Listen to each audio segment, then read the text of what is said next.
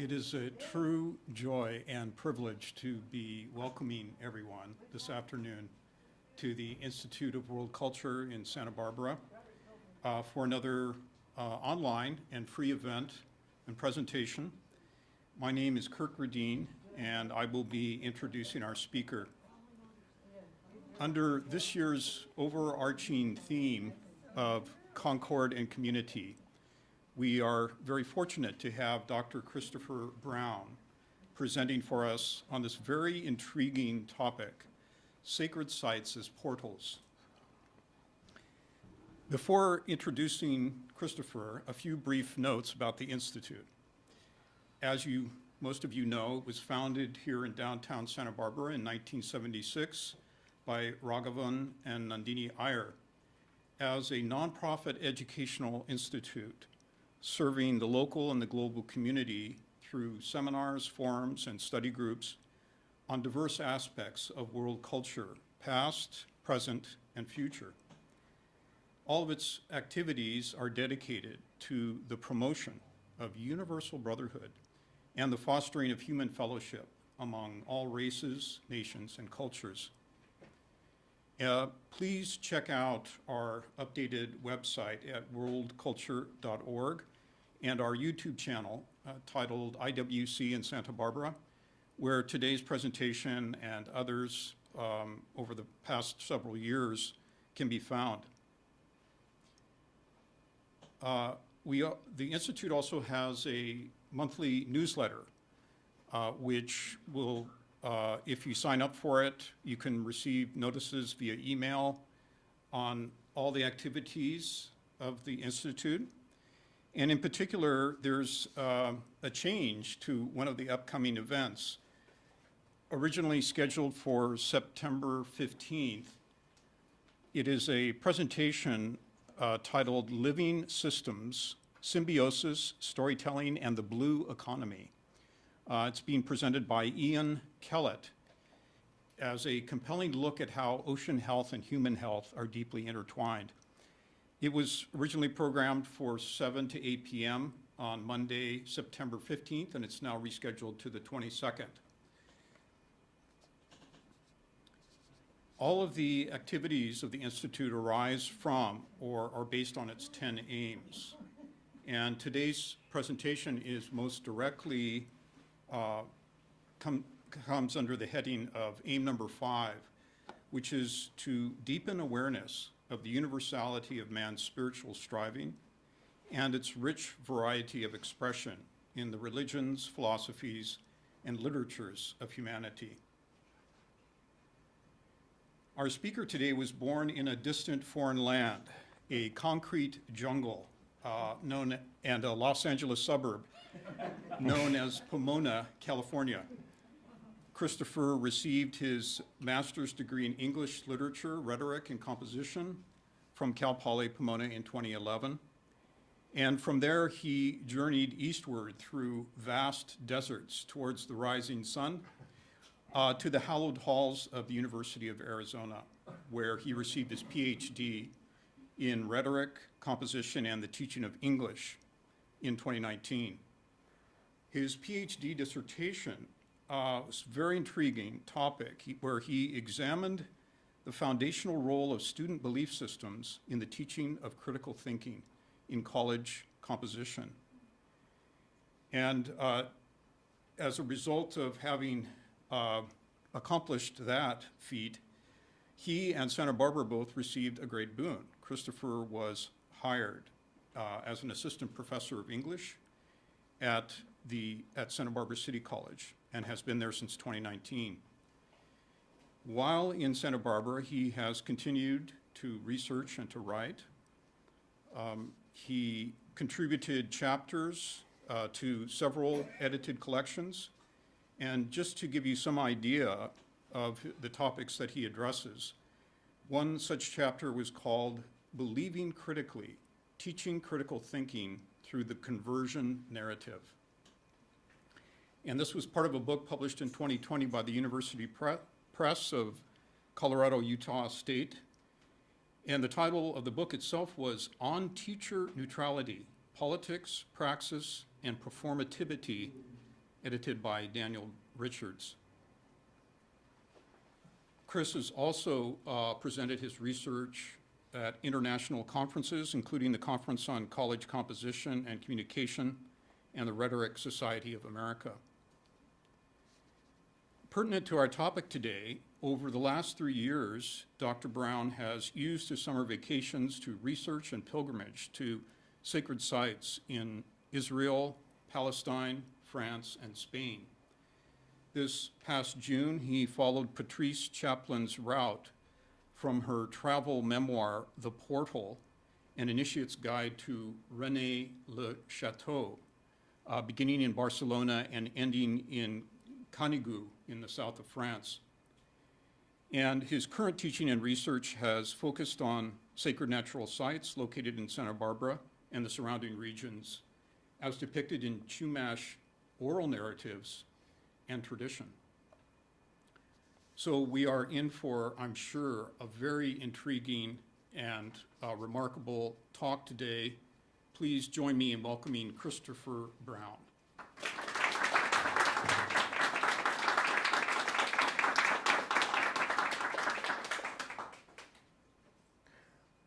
Well, thanks for that, Kirk.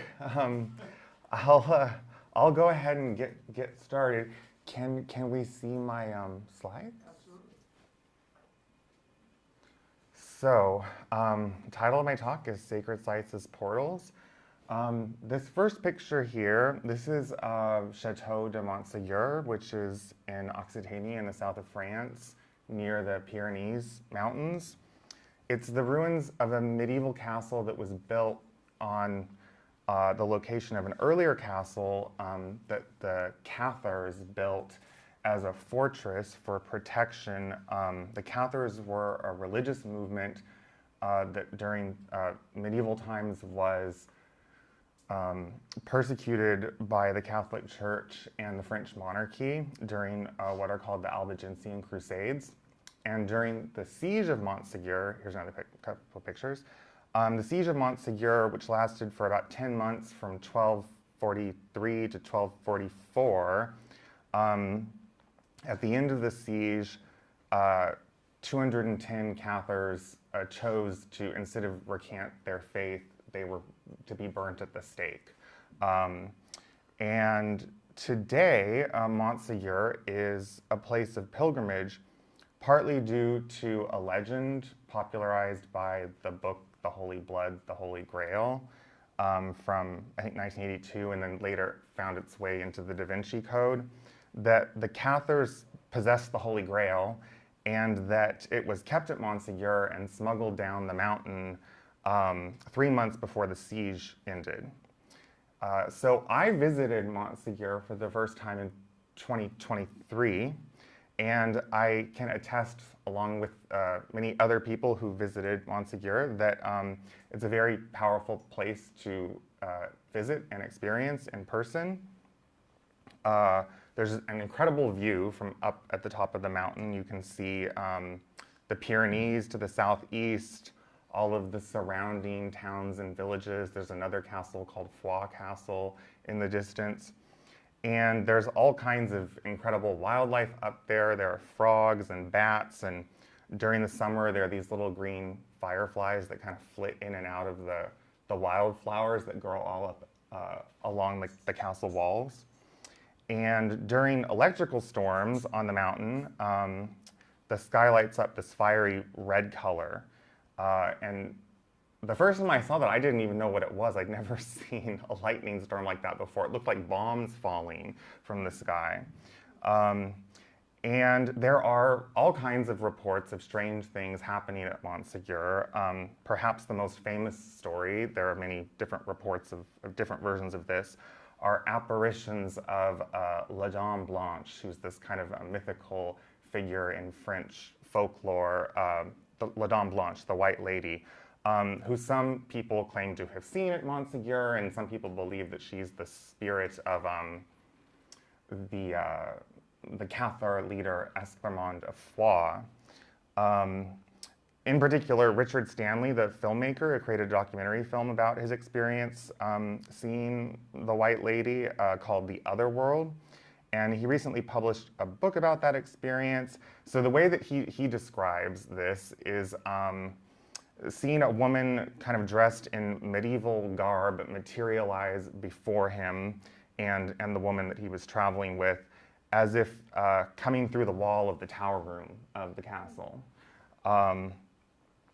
So when I visited, I can't report anything quite that impressive happening to me, but going up there did have a transformative effect on me, because it made me look at nature in a way that I hadn't really before.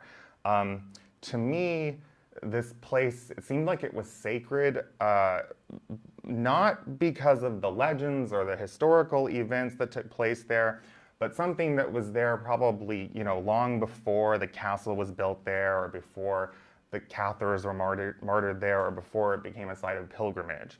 And this sense of the sacredness of nature and being almost kind of transported by the natural world was something that followed me to other places that I visited on that trip. And then it stayed with me when I came back home to Santa Barbara, and I started to look at the natural world around me here differently.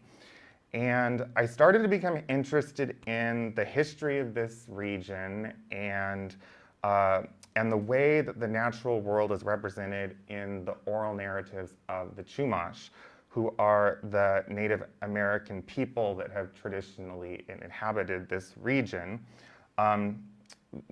extending kind of from Santa Barbara here as far south as Malibu, and then up north to Morro Bay, Mount Pinos in the east, and then the Channel Islands.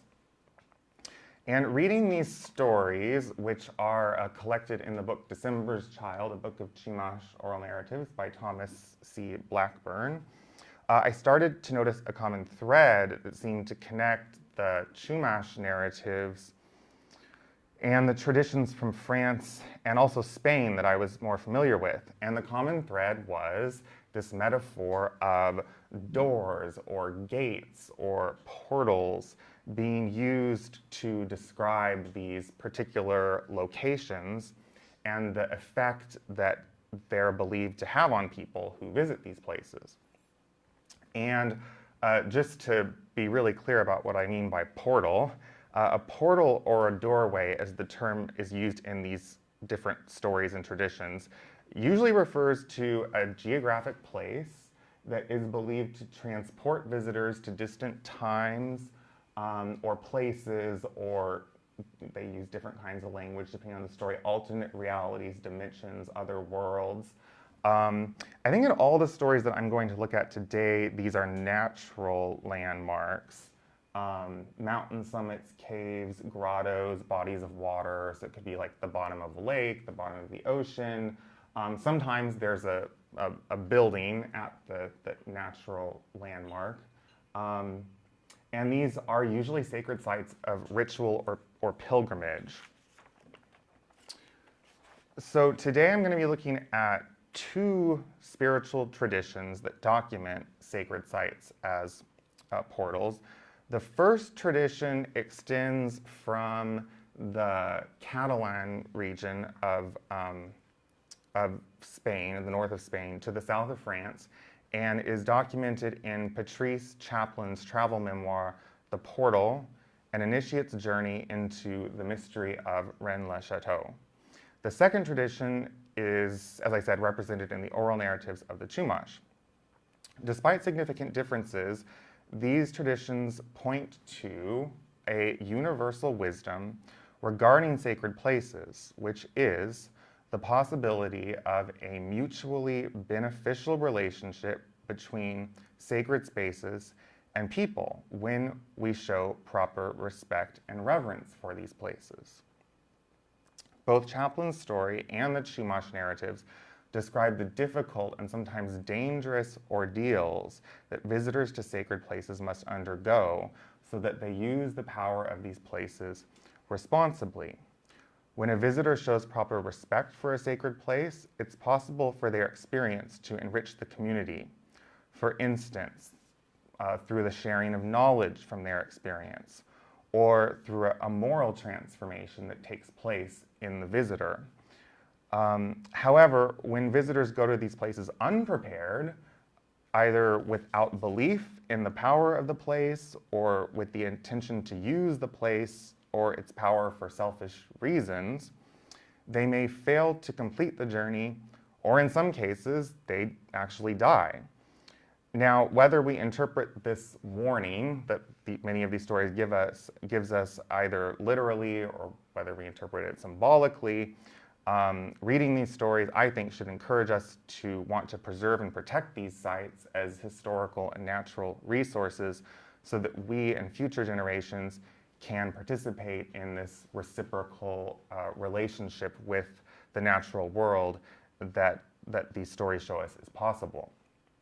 So, in her 2010 travel, I'll come back to this picture in just a moment, but in her 2010 travel memoir, The Portal, An Initiate's Journey into the Secret of Rennes-le-Château, Patrice Chaplin documents her initiation into a private esoteric society in Girona, Spain, that guards a ritual granting members access to a portal to other realms at the peak of Mount Canigou in the Catalan region of southern France.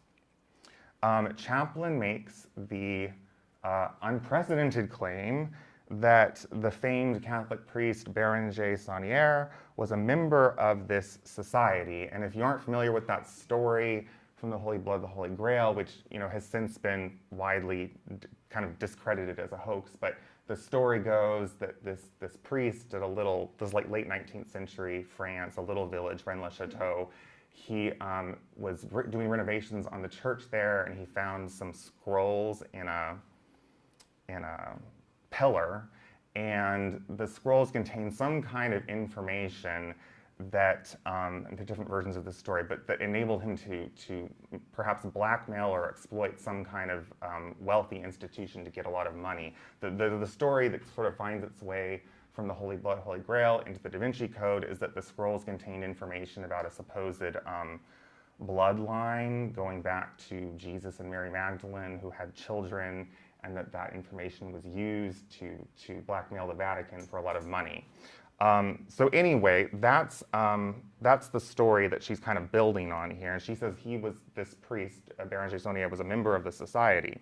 Other famous names that Chaplin claims connect to this society are the painter Salvador Dali, the filmmaker Jean Cocteau, and the poet Jacques Verdaguer. Chaplin claims that the famous Magdala Tower that the priest Saunière built in Rennes-le-Château, which is there on the right, was actually copied on the model of a tower in Girona that's not there anymore, on the left, that was built by this private society that she was invited to join. And the way she explains it is that these two towers, which are equidistant from the sacred Catalan mountain, Mount Canigou, the two towers act as, I'm using her language here, act as energy points that activate the portal at the summit of the mountain. And this makes it possible for initiates in the society to enter the portal. Here's a kind of picture of them on a map. So they equidistant, two towers on either side, and they form a straight line with the mountain in the middle. As Chaplin's guide Lillian explains, the towers cause the space between them to become charged, so it becomes lighter, more transparent, like a worn-out curtain, which in turn allows another dimension to intrude. So there are reasons to doubt the veracity of Chaplin's story, and many skeptics have tried to poke holes in this story. Perhaps the most obvious being the centrality of the Rennes-le-Château myth to her story. She's incorporating a lot of pieces of that myth, which has now been, as I said, largely discredited as a hoax to attract tourists and to sell books. But regardless of whether we take Chaplin's own story of her initiation into this society as literal truth or not, I'm going to show how it links up with the Chumash stories in important ways, because in order to enter the portal in her story, Chaplin has to change. She is not adequately prepared at the beginning of the experience to enter the portal, and as she comes to learn, no one can just go through a portal. It requires preparation. So the portal documents Chaplin's journey along 11, what she calls energy points, seen here on a map, that fall under the constellation of Ursa Minor, or the Great Bear. So she starts at number 1, and then eventually she'll get to Mount Canigou, number 11. She's invited to do the initiation by a man from Girona named Jose Torres. He's a poet from the city of Girona and a Catalan nationalist who is also the custodian of the private society. Chaplin originally met Torres in the 1950s when she traveled to the city as a teenager. They met, I think, when she was 15. The two had an on-again, off-again relationship over the next few decades, with both marrying other people and starting families, but remaining friends. Though published in 2010, the events of the portal take place in 2003, and Chaplin, who was 63 at the time, is candid about the fact that at that time, she still had feelings for Jose. She says there were the good times and the bad times. There's a picture of them. There were the good times and the bad times when Jose Torres was with me and when he was with his wife. But the bad times were merciful, and even then, there were reflections and echoes of the good, enough for us to strike up that old magic. Okay, so Chaplin's lingering feelings for Jose, which play a big role in this story, these pose an obstacle on her initiatory journey because, as her guide Lillian explains, the journey is not about getting what you want. Lillian says, the journey is not your personal journey. It is not about your gaining power to reclaim the loss that your heart tells you is yours, or to make up for that terrible disappointment by acquiring powers to benefit you materially or amorously, or to increase your domination of others and get what does not belong to you. And by the way, this is exactly, more or less, what Merlin says to Arthur in Disney's Sword in the Stone. He says, don't expect magic to solve all your problems, because it won't. So according to Lillian, those who journey to the portal site with any trace of spiritual flaws or hidden bad deeds experience a fate many times worse than the fires of hell. These are her words. At this point, however, Chaplin is not ready. We're at the beginning of the journey. She is not ready to give up her claim on what does not belong to her. What do I get instead, she asks. I don't want it to be anything worse. As Lillian explains, the purpose of the journey is to obtain a new state of being.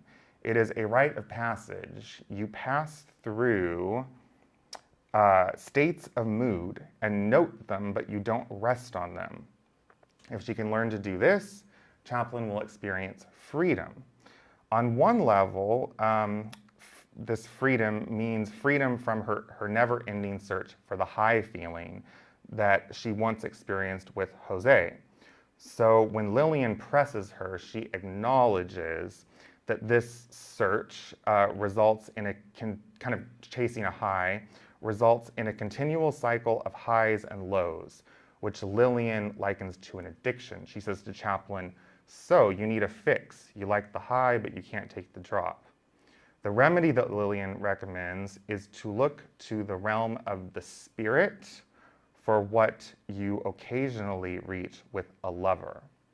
Now, what does Lillian mean by this, looking to the realm of the spirit? Well, later in the book, Lillian explains that activating the portal enables contact with what she calls the etheric plane, which she explains as a layer of existence beyond the physical world where the past still exists. So everything changes, Lillian says, but nothing is lost. We just get lost in time. By experiencing reality on this transcendent plane of existence, where nothing is lost, Chaplin can find freedom from both her desire to recapture what she once felt with Jose and freedom from the pain and disappointment that comes from this longing being unfulfilled. Now, the most direct and kind of unmediated experience of this freedom will come when she does actually enter the portal. But in order to get to that point, she has to first learn how to chip away at smaller imperfections and attachments. She has to learn detachment. And under Lillian's guidance, and like the initiates who've gone before her, Chaplin adopts a regimen of fasting, meditation, and self-examination, which gradually intensifies as the journey continues. So she starts by giving up coffee, meat, and sweets, which is very difficult for her at first, and then works her way up to periods of fasting on hot water with lemon.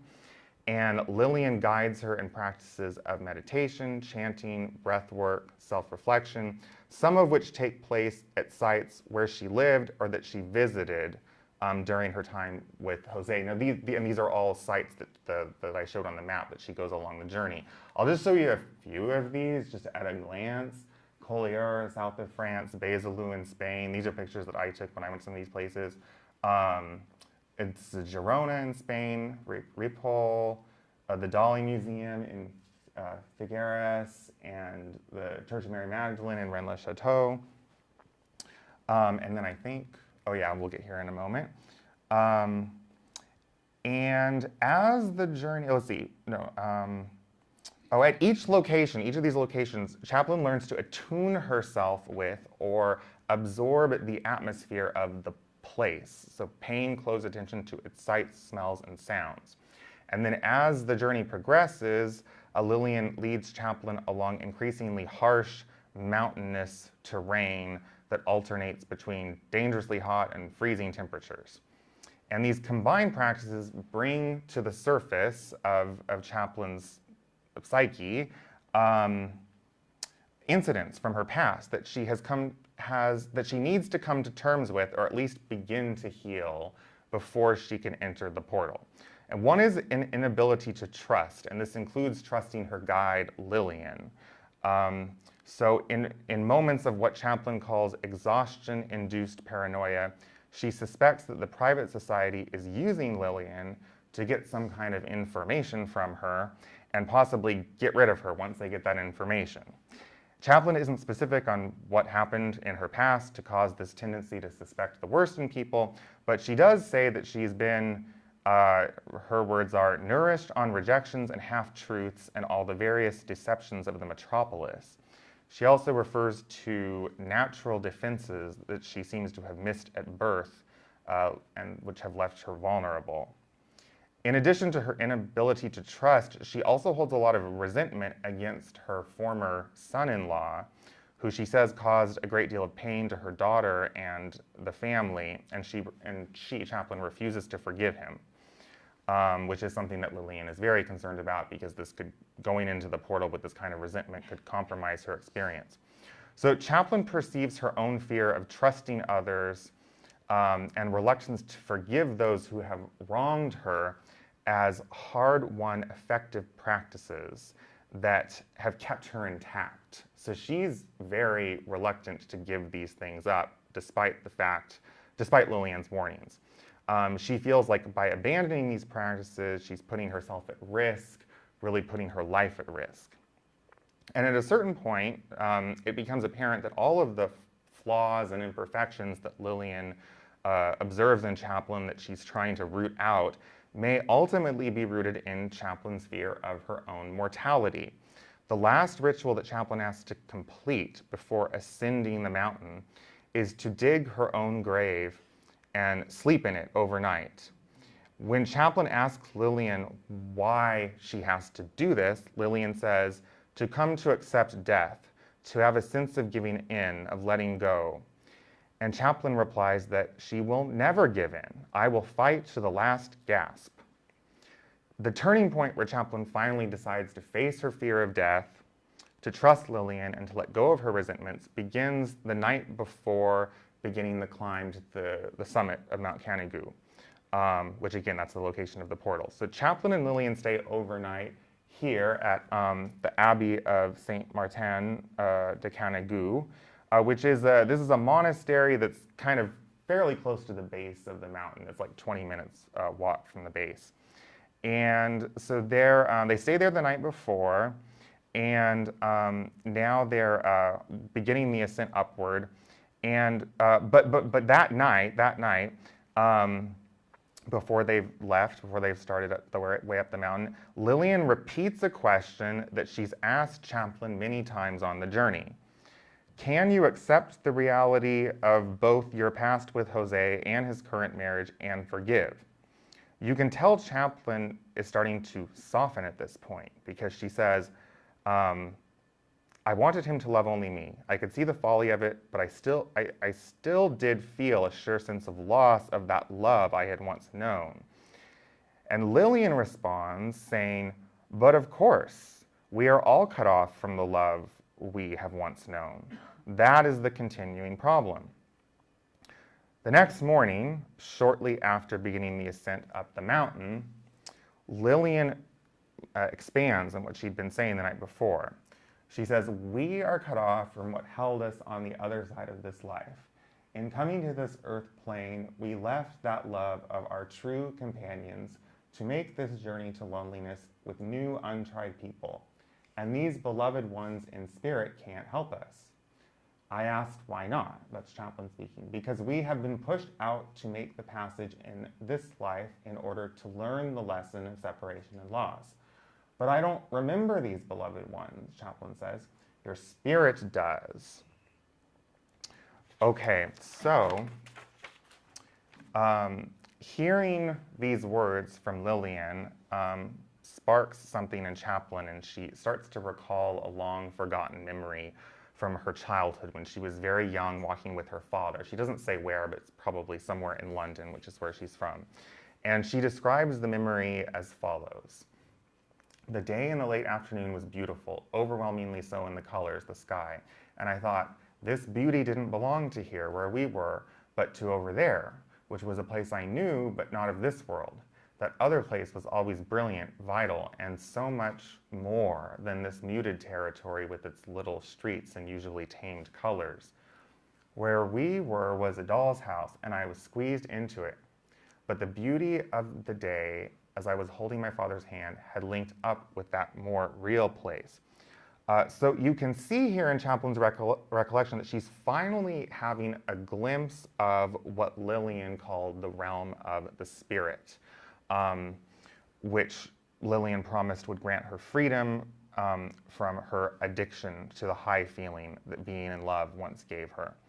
Chaplin's memory of knowing as a child that this existence is not all there is rids her of her fear and gives her the courage to go to the summit. She says, how could I be frightened, remembering what could never be forgotten? Yes, I would go to the summit. And then shortly after that, she tells Lillian that she would like to go to a portal. What for, Lillian asks. To get over a love affair. To which Lillian responds, I can see you would need to enter a portal for something like that. So after this conversation with Lillian and the return of this forgotten memory, Chaplin's, it seems, now ready to move on from her past, which she wasn't ready to do the night before. And I think that Chaplin's recollection of this childhood memory and the profound change of heart that it produces in her almost overnight indicates that she's finally reached that level of detachment needed to enter the portal. So she's gained enough distance from her resentments, from her distrust, from her addictions. All of these flaws that Lillian warned might tempt her to use the portal experience for selfish reasons. And now Lillian has to do a little more work on Chaplin on the way up the mountain before she'll actually, forgive her son-in-law. But eventually she does forgive him as well in a prayer that she says near the top of the mountain. Now, as they approach the summit, Lillian explains what Chaplin must do to enter the portal. She says, you attune yourself as you have done these last weeks, and the space in front of you will change. It will slide open. Your body is here, your super consciousness goes through. You travel with your etheric body on the astral plane. Once at the summit, Lillian steps aside to make room for Chaplin's next guide, who will greet her inside the portal. Chaplin sits down by herself and begins to chant, and nothing happens at first. Then she feels like she's tumbling down the mountain. And when she gets to the bottom, she's standing next to a green mound a green mound like a bunker with what seemed like an orifice at its front. And she understands that this is the portal. And standing next to it is an old professor of hers who passed away some time ago from Oxford named Richard Cobb, who guides her through a series of events from her past life. So in the first, she's very young. She's sitting in a cafe in Paris opposite Jose. Soon after that, she's in a memory that she suppressed that's now being resurfaced, where she's in North London, returning home from seeing a film with her husband and 2 small children. In this moment, she's contemplating leaving her husband to be with Jose, which she knows that she will eventually do, that's what she actually did.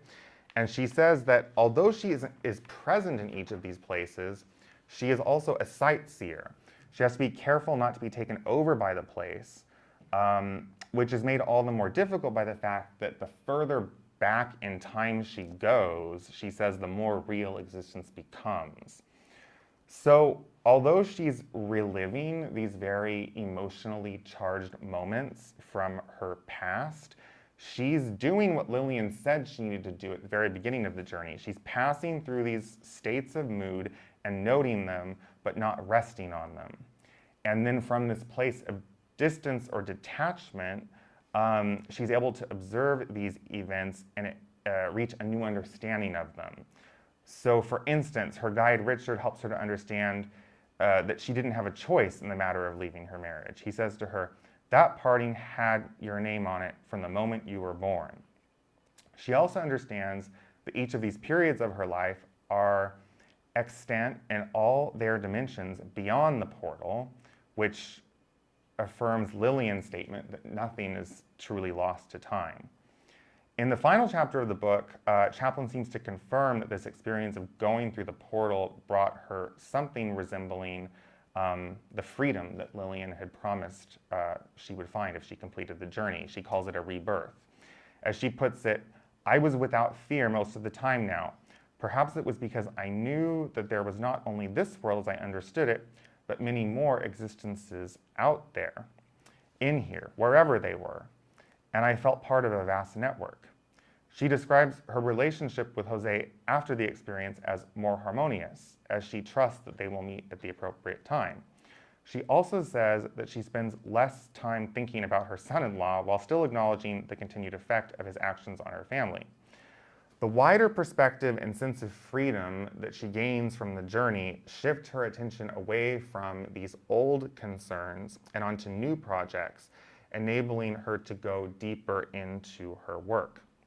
So what I want to emphasize here before I pivot to the Chumash stories is that this gradual reshaping of Chaplin's character that she experiences by taking this journey comes about because she shows respect and reverence for the power that the mountain holds by undergoing the many painful forms of preparation on the initiatory journey before approaching the portal site at the summit. And she experiences this kind of death and rebirth, after which the mountain is able to give her this life-changing vision of existence on a much larger scale than she had previously known. She's nourished by this experience and then able to participate in the world with greater energy, generosity, and trust. So, as the religious historian Marcia Iliadi has shown, the concept of sacred spaces as passageways between worlds, like we find in Chaplin's story, is a key feature of shamanic initiation found in North America, Asia, Oceania. Drawing from the work of Eliade, I'll take a closer look now at the role of sacred sites as portals in shamanic initiation. I want to show how Chaplin's account of her initiatory journey actually represents an ancient and universal belief in the power of sacred sites to positively transform those who utilize them properly. A similar belief in the power of sacred sites to transport and to transform visitors is represented in Chumash oral narratives that document heroic journeys to portal sites in Santa Barbara and the surrounding regions. So to begin with Eliade, he points out that a shaman's soul is believed to be capable of leaving his body and ascending to the sky or descending to the underworld. That's sort of the defining feature of shamanism that he lays out in this book, Shamanism, Archaic Techniques of Ecstasy. Now, just as it is Chaplin's astral body that enters the portal as she meditates on the mountain summit, the shaman's soul enters into the worlds above or below while their physical body remains in a state of trance or ecstasy. According to Eliade, such an experience is only possible for the initiated, one who has been separated from the rest of the community by the intensity of their own religious experience and received the proper teaching through dreams and visions and the handing down of traditional knowledge. So in Chaplin's account, I think we see both of those things. It's the custodian of the society, Jose Torres, who invites her to do the initiatory journey. She only knows of and discusses 5 other people who have taken this journey before her. So she's one of an elect group. And then also the journey itself entails the handing out of secret knowledge from Lillian, her guide, that Chaplin will need in order to safely enter the portal. Now, according to Eliade, the shaman's ability to travel between worlds is it's very closely tied to this belief that you find within many shamanic cultures that the universe consists of 3 planes or layers.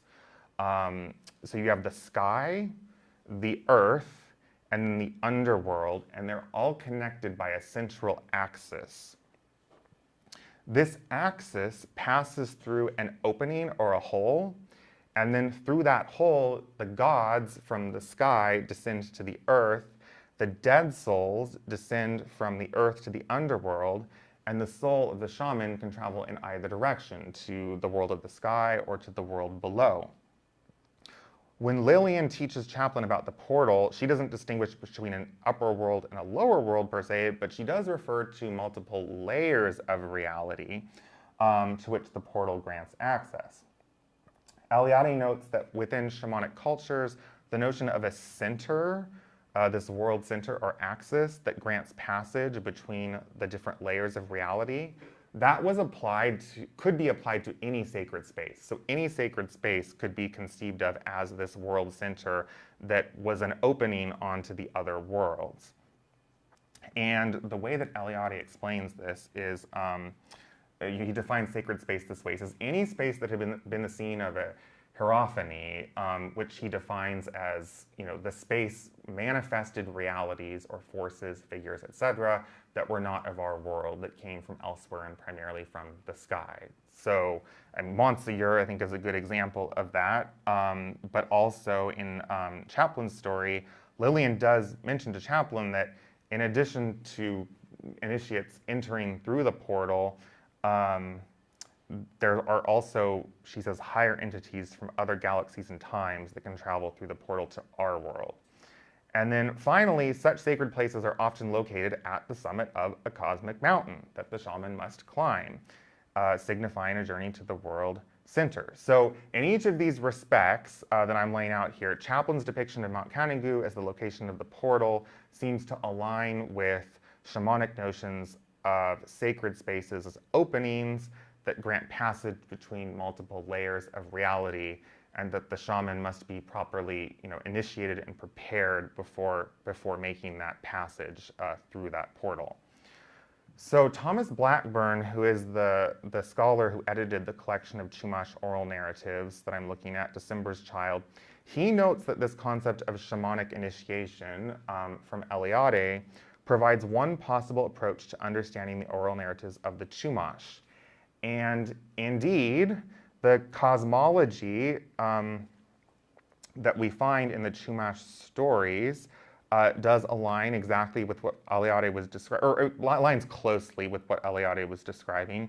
So you have the universe separated into 3 layers. This is a picture of it from the Santa Barbara Natural History Museum. Separated into 3 layers, and you have the world in which we live in the middle, the world above us, and then the one below us. Now, the world below in the Chumash universe is actually not the land of the dead. The world below is where the Nunashish live. And these are powerful, malevolent beings. You can see that I think they're kind of like the black figures there at the very bottom. They're depicted as hostile to humans. Sometimes they travel up from the world below to our world, and so they pose a danger to humans for that reason. Our world, you can see, of Earth is supported by 2 giant serpents that move when they're tired, causing earthquakes, while the world of the sky is held up by Slow, the giant eagle, the eagle of the sky, who features prominently in many of the stories. Yes, so they're all in the world above, resting on his wings. Chumash stories often depict heroes and other entities who travel between these different worlds through openings, described as doors, gates, or holes, which are often located at natural landmarks that are considered sacred within Chumash tradition. Blackburn identifies one of these stories called Coyote and Centipede. In particular, he says this is a thinly veiled allegory of shamanic tradition. And it lines up in all kinds of interesting ways with Chaplin's story. So I'm going to walk you through Coyote and Centipede. So like many narratives in the collection, December's Child, Coyote and Centipede takes place before the flood that the Chumash believe covered the earth and then led to the transformation of the first people into our present day plants and animals. So before the flood, animals were still people, and so they bore traits normally attributed to humans, such as sentience, will, rationality, emotionality, and animals and humans lived together in community, essentially. During this time before the flood is when the story takes place, and it tells us that boys used to entertain themselves by climbing up a pole to see who could do it the best. And Centipede always won, so he's one of the boys. So the boys complain to the old man, Coyote, who bewitches the pole by using his downy cord. This, by the way, was a ceremonial device used by shamans. So already we have several indications that this story is an allegory for shamanic initiation. First, Centipede is identified as one of the boys who climb up the pole, and Coyote is identified as an old man. Now, in the context of Chumash storytelling, age is associated with knowledge and wisdom, and therefore with power. So if you're an old man, it means you were wise enough to live a long time. And so powerful characters in these stories are often described as being elderly or old. And you even see this kind of in Chaplin's story, because she's 63 when she takes the journey, so she's a lot older than the other initiates were. But Lillian, as she says, is at least a couple of years older than her, and has also taken the journey herself and led several other initiates on the same journey. And then, of course, the fact that Coyote is using a shamanic device to bewitch the pole that Centipede is climbing also makes it easy to identify him as the shaman of the story. So after Coyote bewitches the pole, it keeps getting longer as Centipede climbs up towards the top. Here it's worth pointing out that according to Eliade, ascent by a tree or post is one variant of the shamanic theme where the initiate passes through an opening at the center of the world and then enters into the world above. So here, instead of a mountain, like you see in Chaplin's story, it's a pole that marks the center that will open onto the world above. Now, as the pole gets longer, Centipede passes one place where there are strong winds that almost blow him off the pole, another place where it's really hot, more strong winds, and then he finally sees, this is a direct quote, "a light far above him. It was a door into the sky," and he jumps through it. But as soon as he does this, goes through the door, the pole shrinks, so he can't get back to it. So he's stuck there in the sky world. He can't get back down to Earth. And while Centipede is there, a swarm of gigantic mosquitoes come and suck his blood until there's nothing left of him but bones. Now, here I can't help but think of a passage from the portal where Lillian is making Chaplin climb over all these rocks to get to a place called the Devil's Cave in Cap de Creus, which is the farthest point east in Spain. And Chaplin says, "I expected I would arrive with nothing left of me except a stalk of bone and a heart at the top, shriveled like a dying flower pumping to the last, something Dali might have painted." So what this passage has in common with Chaplin's story is that Centipede, has to undergo a series of dangerous trials on this journey at the hands of his guide, his shamanic guide, Coyote, that bring him to the point of the brink of death or the point of actual death. He's a skeleton at this point. And this idea of the initiate being reduced to a skeleton, this is something that you find in many shamanic traditions that Eliade discusses. So the first point here is that the door to the other world is sacred. And the initiate can't go through it without first undergoing this process of purification and preparation that is likened to death. Eliade notes that in some narratives, the location of passage to other realms is protected by gnashing rocks or the jaws of a monster. As we've seen in Chaplin's story, the part of her that has to die so she can experience freedom is the self-centered part, the part that wants to use the journey to stake a claim on what she thinks is hers, as Lillian puts it. And a similar idea might be hinted at in this story at Coyote and Centipede by the fact that Coyote bewitches the pole because the boys complain that Centipede keeps winning the pole climbing contest. So there may be a lesson here for Centipede that you can't always be the winner. There may be someone who's more powerful than you. And as we've seen in Chaplin's story, the symbolic death of the initiate who reaches the portal is then followed by a rebirth. And we'll get to that point in a moment. But at this point in the story, Coyote starts to regret what has happened to Centipede, the fact that he's stuck up in the sky and has been, essentially eaten alive by these mosquitoes. And so he goes up to the pole and passes through all the same trials that Centipede had to go through. So there's wind, heat, and then he finally gets to the door in the sky and he jumps through it. Once again, though, the pole shrinks as it did for Centipede, so it's out of Coyote's reach and he's stuck up there. So he finds Centipede, who begs him for a cure of his condition. Coyote uses a medicine that existed in times past to resurrect people. And the medicine revives Centipede, but leaves him in a very ugly color, which is a point I'll return to. Once again, this is something that happens in Chaplin's story where Lillian has to use different methods to revive her, like bringing hot herbal essences for her to drink and massaging and applying herbal compresses to her legs so that she can keep walking.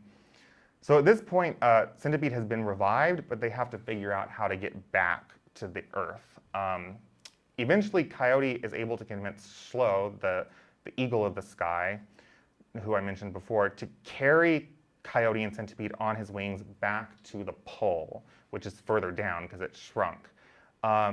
Now here it's important that Coyote convinces Shlo, the sky eagle, who's a powerful supernatural being, to help get him and Centipede back to Earth. As Iliad points out, shamans are believed to have power over spirits, whether that's the spirit of a dead person or a demon or nature spirits. So this is an impressive display of Coyote's powers as a shaman that also serves the practical purpose of getting them back to the world below, to Earth. When they get close to the pole, riding on the back of the eagle, the pole that they had used to climb up there to the sky, Centipede leaps to the pole and is safe, and then climbs the rest of the way down. Coyote falls to the ground and is dashed to pieces. Once Centipede climbs back to the Earth, he tells everyone what happened. Then he collects the pieces of Coyote, puts them back together, And then Coyote revives. It says, all by himself, just as Coyote had previously revived Centipede. And the last sentence of the story is, Centipede stayed just the way he was, sparkling and shiny, but ugly in color. So there are 3 indications with this ending that Centipede, by going through the door of the sky and then returning in one piece, has been initiated as a shaman. First, there's the fact that he puts Coyote back together. So as Thomas Blackburn points out, he is resurrecting his sponsor. So just as Coyote resurrected him, he's resurrecting Coyote.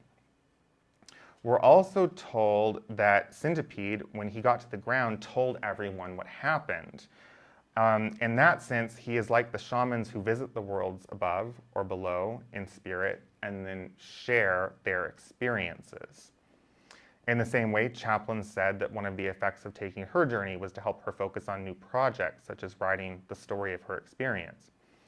And finally, Centipede is sparkling and shiny but ugly in color. And this description is only applied to him after he's made the journey up into the sky and then been revived by Coyote.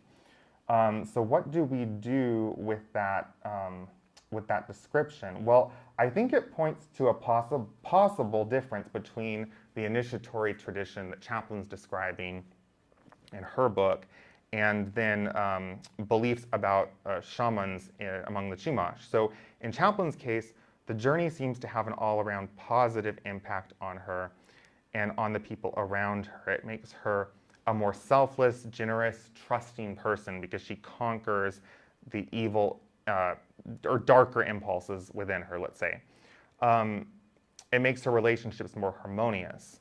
But Thomas Blackburn points out that among the Chumash, shamans are both feared and respected because they have great power and they can use it for selfless or selfish reasons.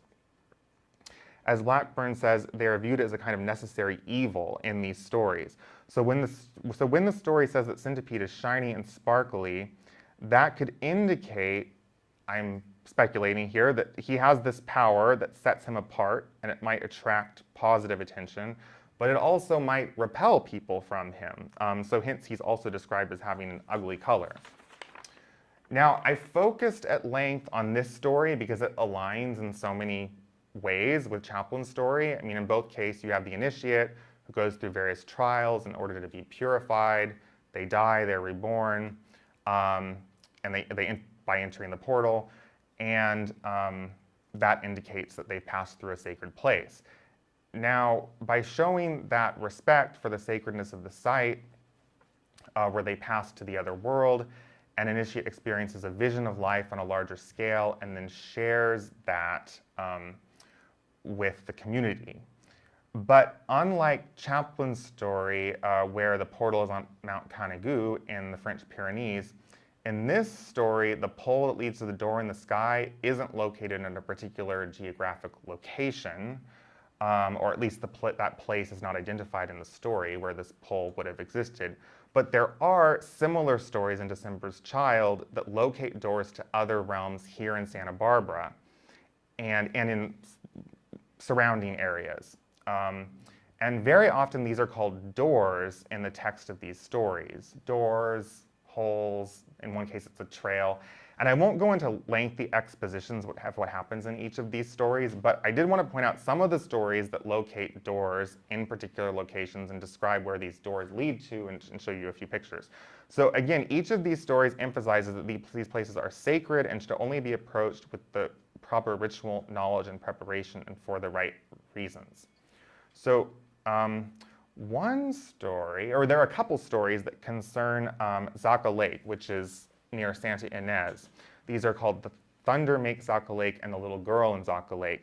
The first story tells how Zaca Lake was formed when thunder sat down and made a hole in the earth.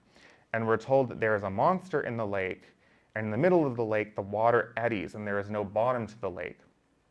And so in The Little Girl in Zaca Lake, which is the next story, a girl wanders into the water, and a man from the village has to go in after her to find her. And he finds that there's a village below the lake at the bottom with people who are looking after the girl who's close to death. And then he takes her back and returns her to her mother before she passes away. Then in another story called Coyote Rescues Chalek, this takes place at Huktun, which was the largest Chumash settlement in Santa Barbara. It's right here at West Beach. This is the Huktun Story Circle, which you can see there today. And in this story, Coyote Rescues Chalek, this takes place at the Huktun village, or at least that's where it begins, and it tells how Chalek, or Falcon, went fishing one day, and he was taken away beneath the water by the swordfish, who are powerful wizards. Coyote is appointed to rescue Chalek, Falcon, and he plunges into the water as if passing through a door to another world, Thomas Blackburn says. And he reaches the bottom of the ocean where the swordfish live in a house, much like humans do on land. So this isn't the world above the sky, this isn't the world below where the Nunashis live, but it is another world that Coyote has to use his shamanic knowledge and powers to gain entry to. And then the rest of the story, he faces off with the swordfish in various contests before rescuing Chalek and bringing him back to the village. And then we also have one story called Iwihinmu Mountain, which takes place at Mount Pinos, or Pine Mountain, which is the border between Ventura and Kern counties. And according to the historian John Anderson, this is where the Chumash located the World Center, or Axis, at the summit of this mountain. And in this story, it said that this is a sacred place, but there is a man who doesn't listen to people's warnings to avoid this place. And so he goes there, and when he's there, he hears a voice say, "There is one at the door, a pauper." And then he hears the whizzing of a bull roarer, which is an instrument that might have been a ritual device that might have been used by a shaman. And this experience terrifies him and changes his mind about the place, and then he dies soon after that. And then we have, of course, Point Conception. There are at least a couple of stories from the collection that center around Point Conception. One's called The Soul's Journey to Shimelaksha. This describes how the journey of the soul of a dead person, the journey that it has to make to reach the land of the dead, called Shimelaksha. And as I mentioned before, in the Chumash universe, the dead actually don't go to the world below us. They go to a place to the west of Point Conception called Shimelaksha. The Chumash word for Point Conception is Humkak. It is also called the Western Gate. Point Conception is a headlong along the Gaviota coast where the famous Point Conception Lighthouse is located. And the souls pass through Point Conception on the way to Shimelaksha. And as they make this passage, they encounter various obstacles: stormy weather, stones that clash together, ravens who peck out their eyes. There is La Tonadora, a woman who stings with her tail. And the soul only makes it to Shimelaksha if the person lived a good life or if they drink tolawache, which is a hallucinogenic plant used in medicine and for religious purposes. The soul who makes it past these obstacles stays there in Shimelaksha permanently or until being reincarnated.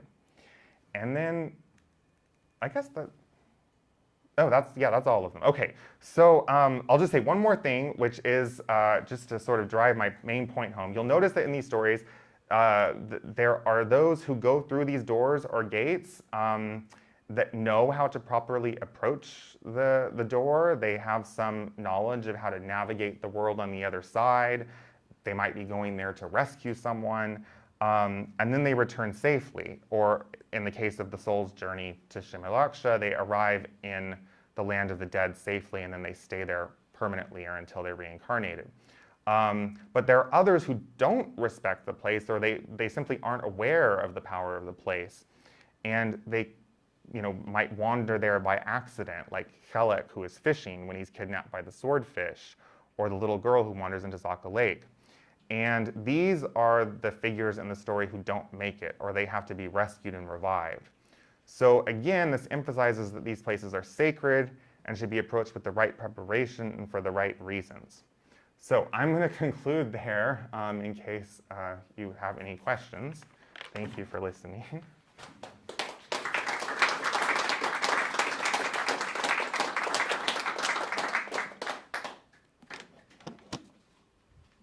So we have an opportunity for questions.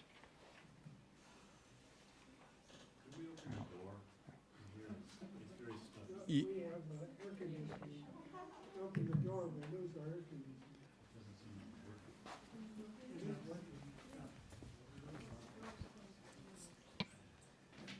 Thank you very much, Chris. Yeah. Oh, yeah.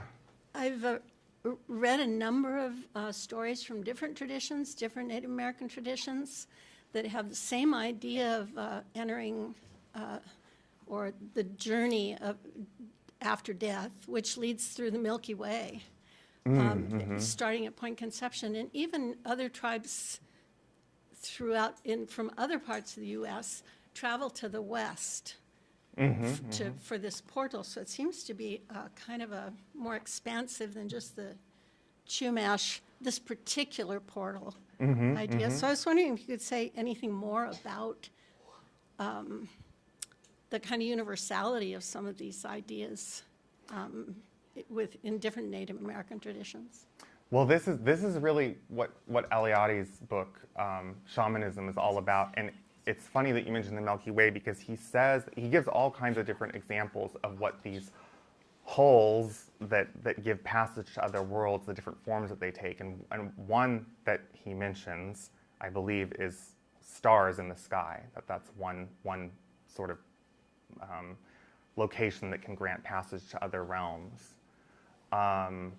Also, this is making me think about, there's a story that appears in many Native American traditions that sometimes called the Native American Orpheus myth. It's sort of like the story of Orpheus from Greek myth, and there is a version of that among the Chumash, and it also centers around Shimei-Laksha. So there's, kind of going from memory here, but there's a woman who dies, and her husband tries to follow her soul on the journey to the land of the dead. And then there's some kind of, I'm getting confused, but there are different versions of this myth in different cultures. But he's not allowed to do something. I don't know if he can't sleep with her or something. He has this trial on the way to the land of the dead. No, he has to stay awake. That's what it is. He has to stay awake for 3 days and 3 nights. And if he does that, if he gets to the land of the dead, follows her there, and stays awake for 3 days and 3 nights, then he can bring her back. And but he falls asleep on the 3rd night. And so anyway, the reason that I mention that is because then he wakes up, and it was almost as if it had been a dream. But the reason I mention that is because that's a story that you find different variations on in a lot of the different Native American traditions. But that one centers around the Chumash concept of the land of the dead being Shimei-Laksha, which is to the west of Point Conception. Yeah.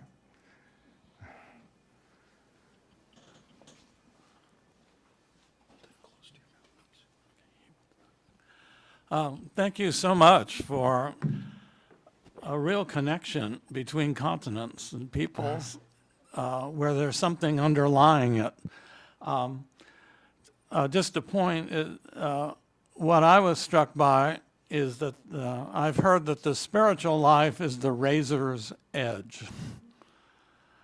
And it seems one of the points you're making is that if one doesn't prepare oneself, or one's guide doesn't prepare you sufficiently, you might go off the razor's edge. And my question then is, for those who successfully, you might say, come back after a transformative experience, of what good are they to other people back on Earth? Once they've done this, other than their own trip, so to speak. Can something more be said about, do they help other people? Are they kinder? Or do they have a broader perspective? What happens when they come back? Well, I think that Chaplin says that for her, it was all 3 of those things. She's treated other people better. She was kinder, she was more selfless and trusting. She says that it removed a lot of her fears. Like throughout this whole journey, she's just like, every step of the way, she's just afraid that she's gonna die, that the journey is gonna push her too far, and she's not gonna make it. And she thinks about, ending it at several times and just leaving and going home. She says that her relationships are more harmonious afterwards. It takes away a lot of those resentments that she feels, that she struggled with on the way up to the mountain. It enables her to kind of let go of the past and then focus on the future and her current projects. So I would say that's how she explains it. Now, interestingly, I didn't talk about this just for sake of time, but one of the things that happens in that story is the priest, Béranger Saunière, he's kind of depicted in that story as sort of like someone who took the alternate path, where he was entering the portal because he wanted the power it was going to give him. And there's almost this kind of suggestion that he really liked his life on Earth. He liked like eating good food and drinking and living it up. And so it almost seemed like he kind of wanted to use the portal as a way of, well, Lillian says that he was involved in practices to raise the dead. So I started to wonder at one point, are they saying that he wanted to extend his life unnaturally, that the portal would somehow give him that power? Anyway, it's kind of interesting because the one piece that I didn't mention about when she goes through the portal is she actually, after she sees the events from her own life, she has this past life regression where she sees events from a past life where she was a singer in late 19th century, and she has this brief encounter with Saunière, and he invites her to come to work for him, essentially. And it seems like she doesn't really go along with it. And I kind of interpret that as that sort of represents the path that she could have gone down if she wasn't able to root out all of these flaws and defects and resentments that Lillian sees in her. And sort of by turning down his offer, she's sort of taking her own path.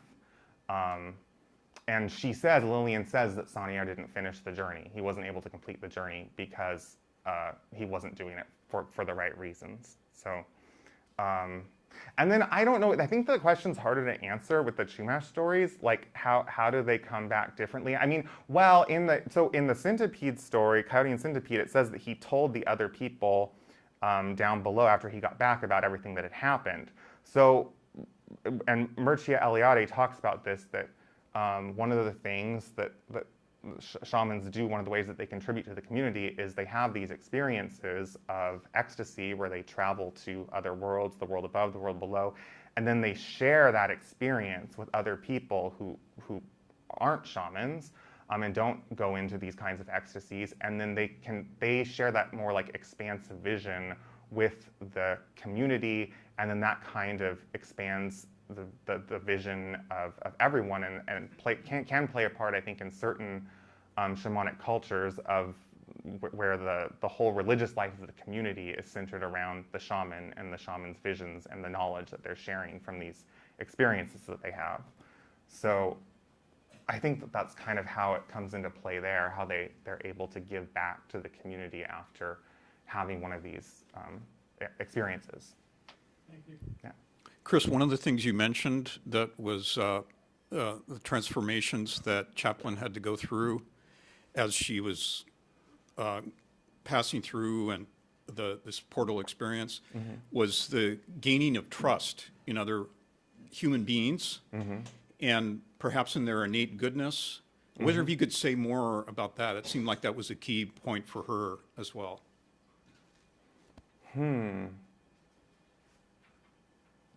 Well, I think part of the reason that comes up on her journey is because she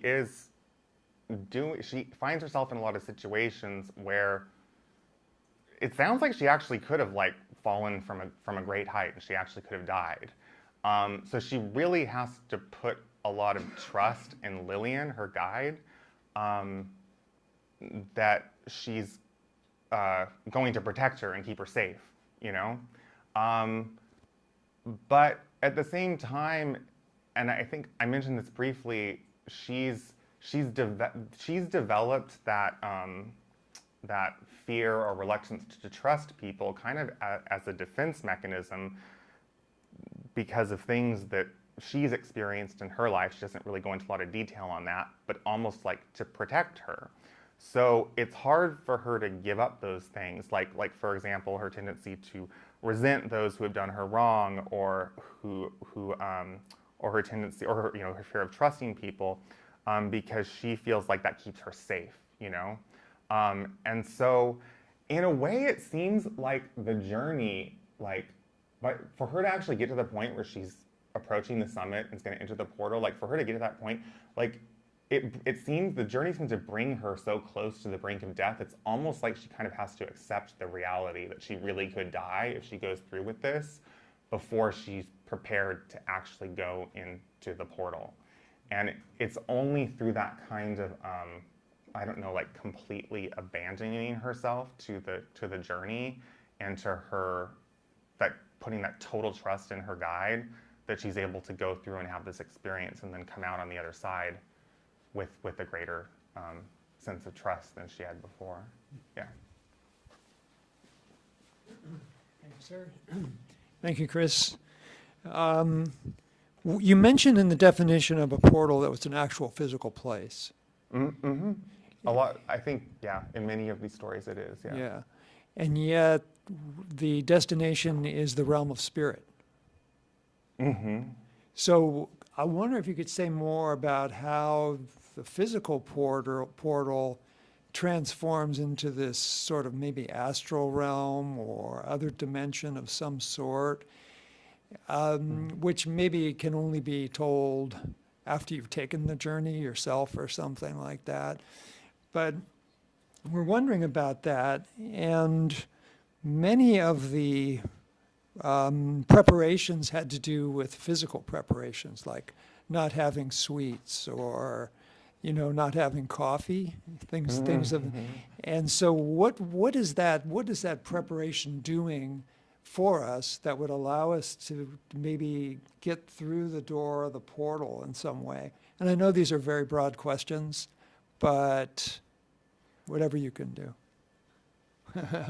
Well, there are kind of two parts to the question. So one is how is it that the physical location, like a natural landmark, how does that become an entrance into some distant realm? I mean, Lillian her guide kind of describes the mechanics or kind of how that works, and she uses a lot of really theosophical language to kind of explain it. She says it's her astral body that's traveling through on the etheric plane.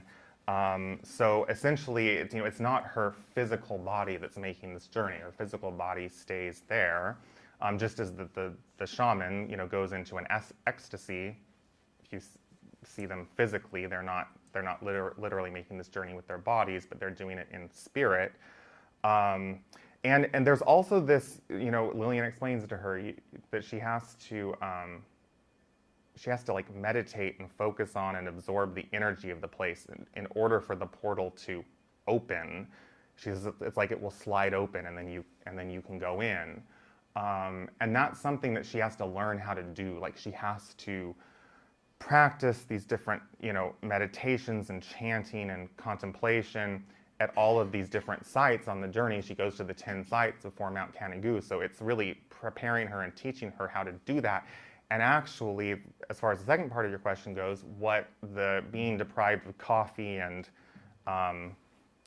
sweets and meat and all these other things that she has to give up, what that does is that somehow works in tandem with all of the meditation. So it's I think through all of these practices, it's sort of she's digging down deep into herself and kind of understanding her own motivation for wanting to take this journey, and then deciding to do it for the right reasons.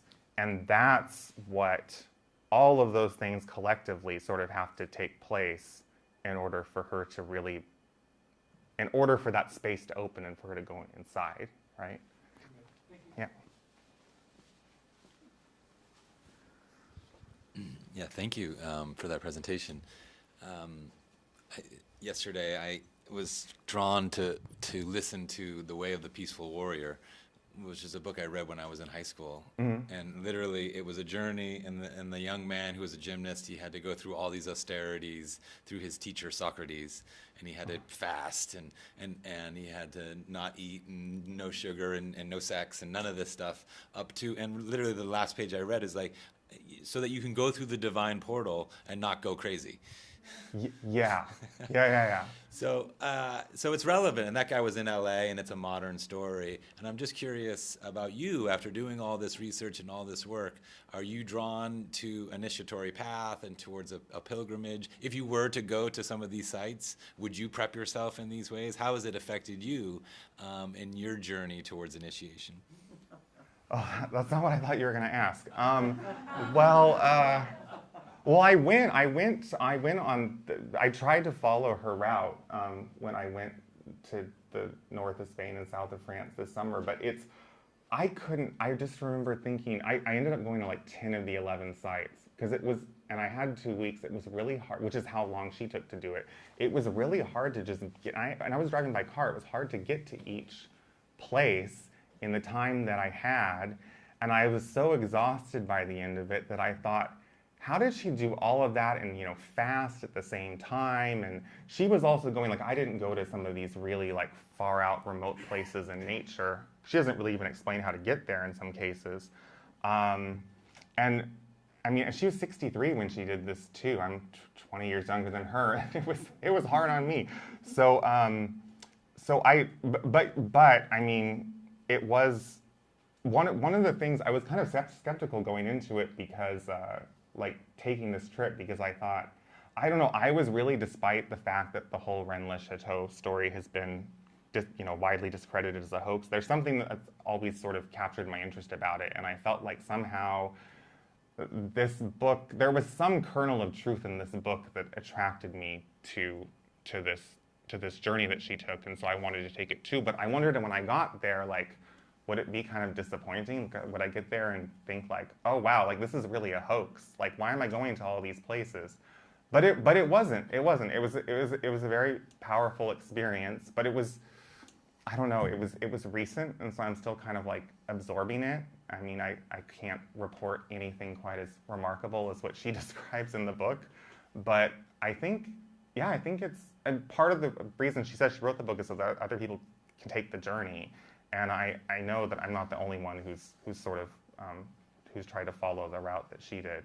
So yes, I mean, I guess the answer to the question is yes. Like, I am very attracted to these traditions and following a spiritual path. But I don't know if I have it in me to do anything quite as rigorous as what she ends up doing in this book. I'm just passing this microphone next to me, but I just want to say, everyone, this is Ian Kellett, who was just speaking, and he will be back here on the 22nd. Here you go. Hi, thanks. Reading through this, doing your research, do you believe in the afterlife? Hang on. I agree with what your suggestion is. Why not try it? And what's the difference between this story and, let's say, the archetypes of Carl Jung or who's the other guy here? Joseph Campbell, the archetypal stuff. And one of my favorites is Robert Sapolsky from Stanford, Palo Alto, who talks a lot about shamans and so forth and so on. I know there's a lot there. Do you believe in the afterlife after reading this, after doing your research? Well, you don't have to answer. I mean, I do. I mean, I do. I think I did before I read this. I don't know exactly what it looks like, or can't say that. Yeah, I don't know. I can't really speak with any authority on that subject. But I do believe in it, and I mean, it's interesting that the particular version of the afterlife that she's presenting. Well, there are two aspects of it that were maybe, or maybe different than how I have at least viewed the afterlife, maybe like how it was taught to me when I was growing up. So one is that that your soul exists before your human life, and that's an important part of it. It's having that memory of that her soul existed before she was born. That's really what frees her in the story before she enters the portal. And in fact, I feel like if you just look at like the structure of the story, the portal is almost kind of like the culmination of that memory coming back to her. It almost kind of affirms what she already knew. And so that's an interesting, I don't know, that's an interesting concept to consider. I mean, I know there's a Disney Pixar movie called Soul, which is about that, and it's something that Wordsworth talks about in some of his poetry. I don't know. It's intriguing to think about, and then the idea that we pass through multiple lives, and that's part of the afterlife involves going through a series of reincarnations. It seems like that's also kind of implied in her story, and I think her knowing both of those things or becoming aware of both of those things brings her a lot of peace. So. But as for, you also mentioned Jung and Joseph Campbell. I mean, I feel like I could see all kinds of connections here, but I don't know. I'm trying to think about particular archetypes that Jung talks about, and where they might show up in these stories. I mean, I feel like Jung might talk about the journey into these other worlds, whether the world above or the world below is being a journey into the unconscious mind or the collective unconscious. And certainly Chaplin's process of preparing to enter the portal, this journey that she goes on, it's not just a journey across the north of Spain and the south of France. It's an interior journey. Yeah, sorry, what'd you say? The 11 places, geographical places. Yeah, I mean, in addition to that, it's a journey that she takes within herself. But that's something I would like to think about more.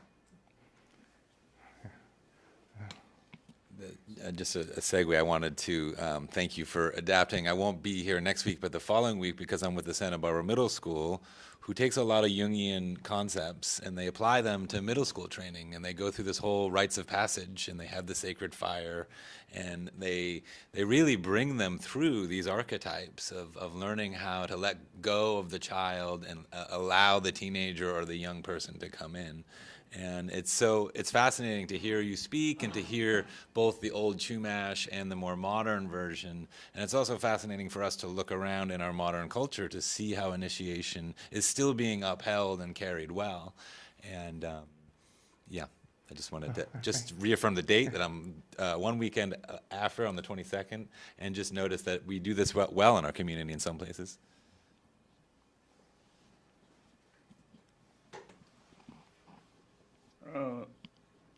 Thank you very much for very informative presentation.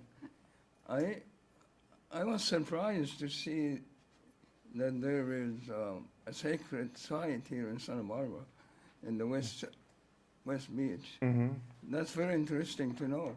Mm-hmm. And also the lighthouse in the Point Consumption. Mm-hmm, mm-hmm. In fact, a friend of mine who happened to be a pilot took me in a flight around that area because we were working in Vandenberg, both of us. Mm-hmm. And I remember seeing that lighthouse, Mm-hmm. but I thought it was, deserted or something. I don't know. Anyway, but interesting to know that there's a story behind it. Mm-hmm. Well, my question is, you mentioned in the introduction that you're going to show some sacred site in Israel and Palestine, and I don't know, I haven't seen that, so what happened? Oh, well, I think what Kirk was saying, he was mentioning the places that I've traveled to. And I have visited sacred sites in Palestine and Israel. And in fact, Eliade does talk about one of the kind of like mythical cosmic mountains being, is it Mount Zion? Or is it, yeah, Mount Zion in Israel. So, I mean, that's certainly, I mean, you could expand this talk to discuss all kinds of traditions from across the world, and I think there are probably a lot of sacred sites there that are you know, part of this story. Actually, the interesting connecting thread between Israel and Chaplin's story is that Gerona is the location of, today it's considered to have been the birthplace of the form of Jewish mysticism called the Kabbalah. And she says that the ritual that the initiates practice that opens up the portal was used by the medieval Kabbalists. And she says that there were 4 of them who were practicing this ritual. 1, she says, went crazy. 1 died. 1 ran away from Judaism, and 1 wrote a book about it called The Nut Garden, which I think she says that's the Nut Garden is a part of the Zohar, which is sort of like the foundational Kabbalistic text. So anyway, obviously there are strong connections there to Israel,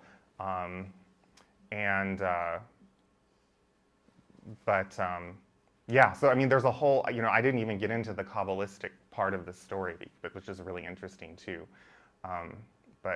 Yeah, there's a lot of room to expand on this. Hi, Chris. Hi, thank you very much. Let's see, just a little aside, Ian just reminded me of, I remember years ago, the work of Robert Bly, the poet, but one of his premises for trying to start a men's movement was that our culture lacked proper initiations, marking points of transition in life. And I've often looked at the phenomena of tattooing that's so pervasive now. And, you know, in traditional cultures, tattoos were marks of certain initiations. I've often wondered if something in us, some deep ancestral self, wants to wear the marks of initiation, whether we have them or not. But that's just my own speculation. It might just be beautification, for all I know. I think few of us will ever meet a shaman in our lives. Most of us are not in the kind of path for whatever tradition or whatever, or as a soul, we're not ready for it or whatever. But nevertheless, it seems like the stories you've told and the overall idea can be useful to anyone. Isn't it true that we could regard all, you know, various events in our lives as portals if we want to? That there are sudden shifts in fate, a sudden disease, an automobile accident, a divorce, bankruptcy, you know, all kinds of things which could be regarded as a portal into a new life. Anyway, I just wondered if you would have thought about that. Yes, I have. My mind is going to a couple different places. I didn't get a chance to talk about it, but there's a book by Spirits of the Earth, a Native American healer, wrote this, Bobby Lake Tom, and he has a chapter in it about, he calls them power centers and sacred places. And he says that within Native American traditions, that people often journey to these places in times of where they experience like a life crisis of some kind, like death or, you know, loss of a child. I can't remember all the different kinds of like big transitional moments in life that you visit one of these sacred spaces as a way to sort of process that experience and make your way through it. So I think that, I don't know, somehow visiting these places, I think it can kind of work in tandem with those other kind of experiences that you're talking about. kind of, I don't know, facilitate or yeah, to facilitate that inward journey. And I don't know, I mean, I feel like too, like, do you have to go to a sacred space to like go through a portal? I mean, that's kind of interesting point. Like, does it have to be an actual geographic physical location? I suppose not, but it is interesting. I mean, in some of these stories, it doesn't actually say like this was at, you know, Point Conception or this was at West Beach, but it's, you know, but it seems like people are going through portals and having these kinds of experiences all the same. So yeah, I don't know, just some initial thoughts that I have. Yeah, Jerry.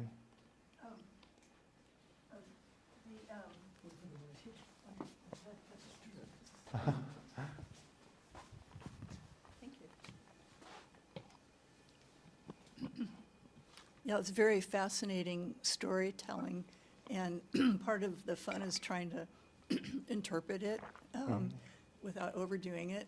And one of the things, like when people interpret their dreams, once we were told to look at every aspect of your dream as part of yourself, in a sense. So if we use that kind of format and say, can we look at those 3 levels that are common to the Chumash and so on, we can say simply higher, the middle area, and then the lower. Can we see those as part of ourselves? Would that make sense? And if that's the case, then who would the shaman be?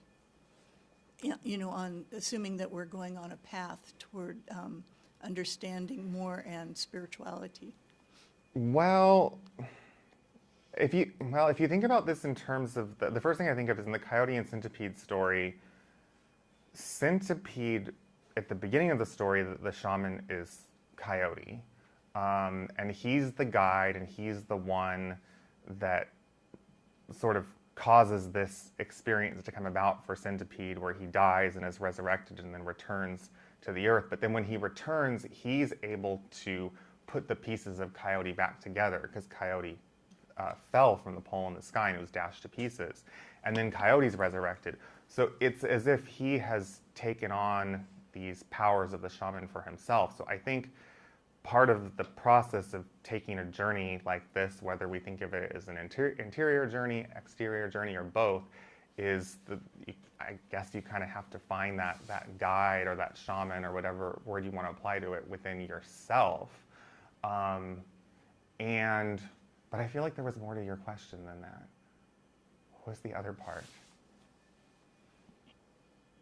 Oh yeah, and it is. I mean, it is. This is an interior journey. I mean, Blackburn says that everything you find represented in that Centipede and Coyote story, that's an allegorical representation for what the shaman experiences. And yeah, I think if we're looking at it from like a Jungian standpoint, then when you say that the shaman is traveling in spirit to the world above or to the world below, he's making that journey to different parts of himself. Maybe sometimes the parts of himself that he doesn't want to explore because they're painful, because that's what Chaplin has to do, right? I hope I touched on all your, yeah, okay. Yeah, thank you for taking us on a pretty incredible journey, actually. You gave us such a great feeling for the inner dimension. There's one of the interesting things that Lillian brought out is that our true home is a spiritual home, and we have spiritual friends there.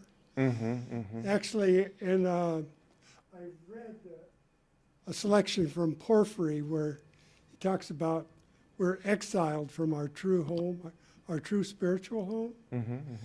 And she asked, well, what are we doing here? And the answer is we have to learn the lesson of separation and loss. So it's almost like life itself is some kind of preparation, right, for something. But I wonder if you had any comment about that, that we have to learn the lessons of separation and loss.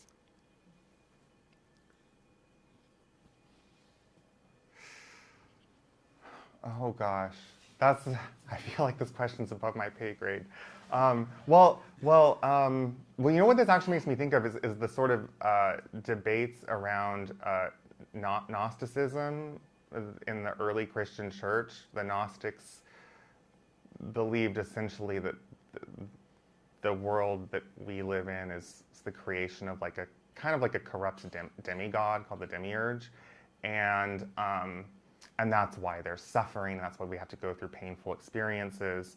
And I think their critics would sometimes counter that view by saying, well, you know, if you feel like this world is a prison, like there's a very easy way to get out of it. Why don't you just do that? But I don't know what I mean, I don't think that really reflects my own view of life or the I don't know, trials and tribulations that we have to go through before we get to the other side.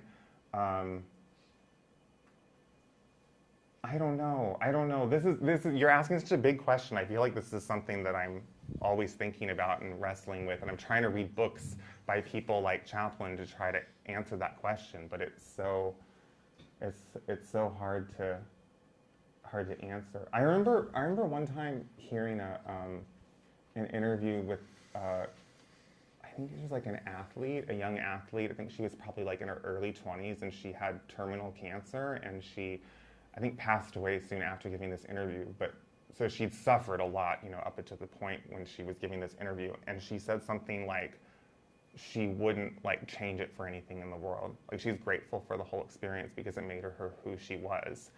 And I don't know, that somehow stuck with me. I always think about that because I would imagine myself in that situation thinking, you know, like, why me?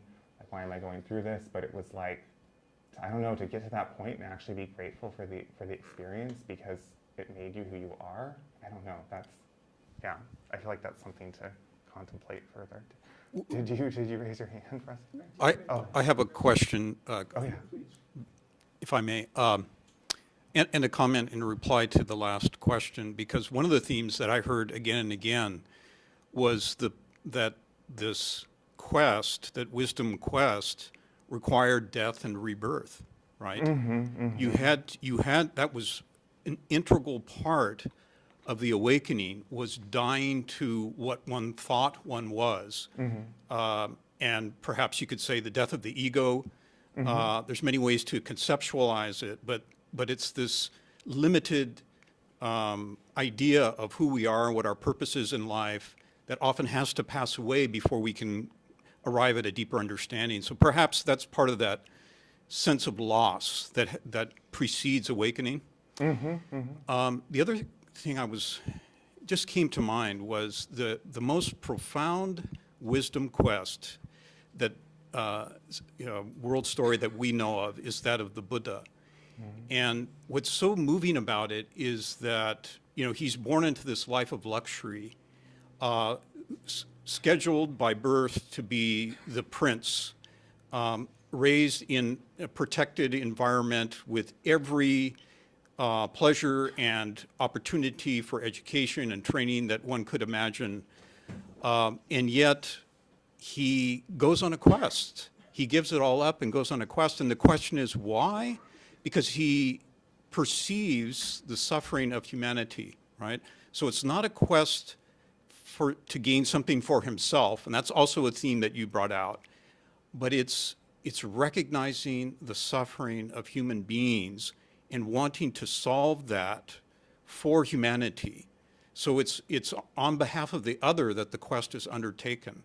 So I'm just wondering, is that a theme, which you could say that's the theme of compassion, right? Which is common to many stories, but I didn't really hear it mentioned today, and I was wondering maybe it's just something that entered in a different way in the stories that you told. You know where I really think that you see that in Chaplin's story is in the figure of Lillian. who's her guide, I think you see that kind of compassion, willingness to make sacrifices to alleviate the sufferings of others. Seems like that's really what's motivating her to be a guide for people on these journeys. And there are these very when the journey starts, there's a lot of conflict between Chaplin and Lillian, and because Chaplin doesn't want to do all the things that Lillian's having her do. She doesn't want to give up coffee, and she's trying to figure out how to get coffee without Lillian knowing. But so she just really sees Lillian as kind of like the enemy at the beginning. But then kind of like as things get harder, you see Lillian kind of reaches out and shows her compassion in different ways. And so Chaplin will have to go through these periods of fasting, and they'll go somewhere and like eat a really nice dinner afterwards, you know? And the whole thing is kind of designed, I think, you see the two of them kind of like grow closer together, I think, so that Chaplin, so that Lillian can earn Chaplin's trust. But you kind of have to ask yourself throughout the whole story, like, well, what's in it for Lillian, you know? I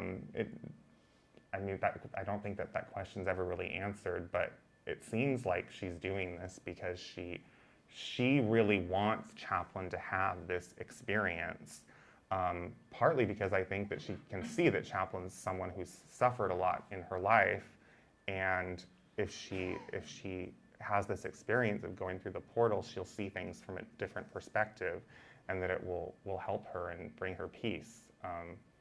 So, yeah, that's kind of how I see it coming up in that story. Me again, Chris. You mentioned Dali twice. Yeah.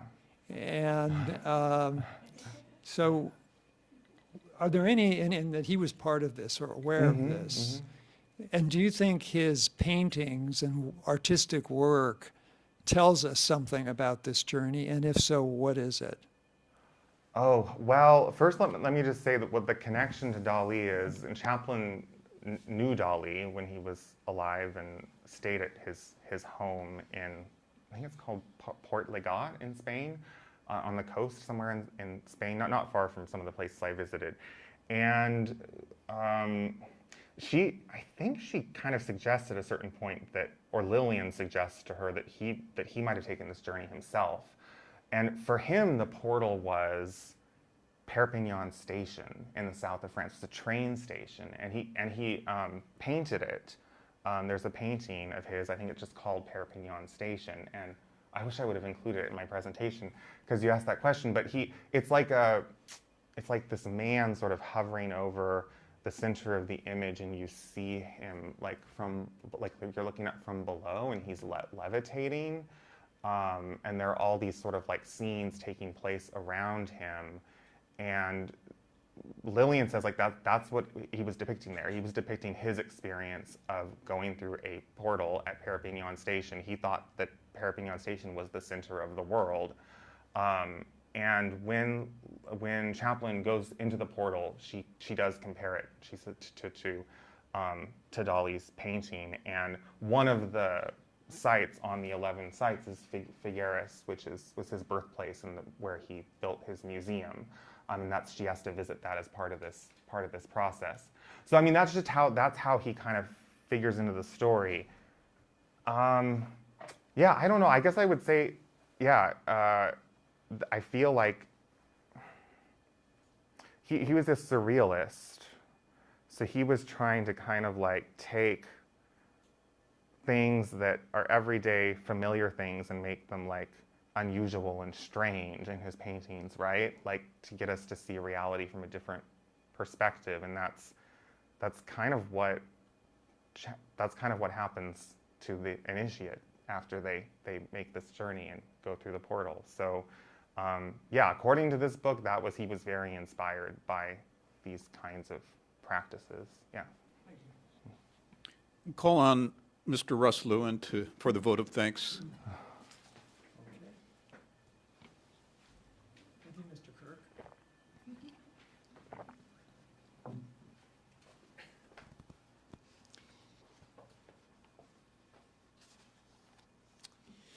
Well, thank you very much, Chris, for a remarkable presentation filled with interesting storytelling, anecdotes, interpretations. And in a sense, we felt that your very attitude kind of enacted the journey. A kind of humility mixed with study, adventure, taking the journey yourself, but without any tremendous assumption that you know, which suggests this sort of like potential to know, a kind of living awareness of something. And we were taken by the first couple of phrases that you used in the talk when you said you kind of gained a new view of nature, a sense of sacred in nature. And if that's something that you gained from this, what a tremendous realization that is. Because it's like sort of taking wings to your spirit, not being attached to the earthly realm, and being willing to put skin into the game. I mean, if you have to give up coffee to do this, that's really something to get started with. But the fact that these actual austerities were undertaken, but for the purpose of gaining detachment. Detachment from what? To a limited view of reality. Well, what other reality is there? Well, you have to prepare yourself to do that. Otherwise, you won't get through the portal. And it's interesting because Jesus said, it is easier for a camel to go through the eye of a needle than for a rich man to enter the kingdom of God. Why? Because of the attachment to money and so-called great riches of earth. And it could be attachment to anything, really. Also, we were really taken that you gave us sort of a question to the answer to the question, what is the meaning of life? And this perhaps has to do with several things. One being a rite of passage, which was mentioned, but also the idea of redefining ourselves. It's critically important not to think we're just what we see, but there are dimensions to ourselves which we don't see and yet are more real. And so that leads us to the idea of redefining death and rebirth. We don't think of death as a final destination, but rather a step on the ladder to something greater and lighter and more real. So it's transformative in that respect. So all of these things go to contribute to a kind of transformation that we all went through today, thanks to your great effort and sacrifice and work. And please join me, well, before you join me in appreciation, we do need to mention what's coming up next. And we have, on the 22nd, it has been stated, but to restate, the 22nd there will be something called Living Systems, Symbiosis, Storytelling, and the Blue Economy. That'll be here in the hall at 7 p.m. It'll also be live streamed for those of you at home. And also this Tuesday we begin the study class, which is a Zoom-based study class, but you can also go to the main house where we have a seminar room, either one. And we're starting again this Tuesday at 7:30. Is that correct, Robert? 7:30. And it's going to be start with the Four Quartets by T.S. Eliot. So with that, I suppose we should all bow and clap for Chris.